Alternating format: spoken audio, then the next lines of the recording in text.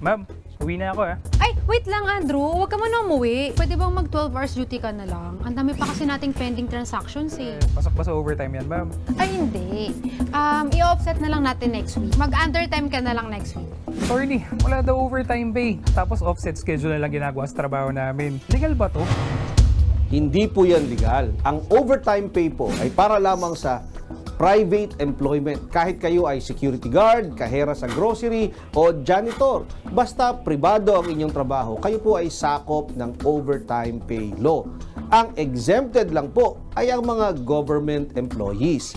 Ayon sa Labor Code, ang mga empleyado na magtatrabaho ng higit sa 8 oras kada araw ay dapat bayaran ng overtime pay na katumbas ng karagdagan na 25% ng kanyang hourly rate sa regular days at 30% na karagdagan kung ang kanyang overtime ay sa rest day, regular and special holidays. Kung sakaling hindi binibigay ang inyong overtime pay, maaari kayong magsampa ng reklamo laban sa inyong employer sa tanggapan ng Department of Labor and Employment. Attorney, pasok po ba sa overtime pay ang barangay employees? Kami po kasi nag-e-encode ng data galing sa City Hall, inaabot kami minsan hanggang 10 PM. Legal ba to? Legal po yan. Hindi po kasama ang mga barangay employees dahil ang turing sa kanila ay volunteers lamang. Ang kanilang tinatanggap ay honorarium at hindi po salary.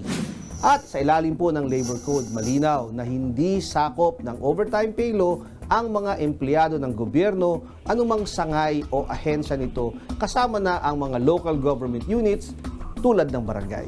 Kung kayo po ay may nais ikonsulta sa inyong lingkod, i-follow lang ang Facebook page ng Good Morning Kapatid. Mangyaring i-private message po ninyo sa akin ang inyong mga katanungan. Maraming salamat. Mga kapatid, Justin Quirino po. Masayang kwentuhan at makapulahang informasyon ang hatid namin tuwing umaga. Kaya't mag-subscribe na at mag-follow sa social media pages ng News 5.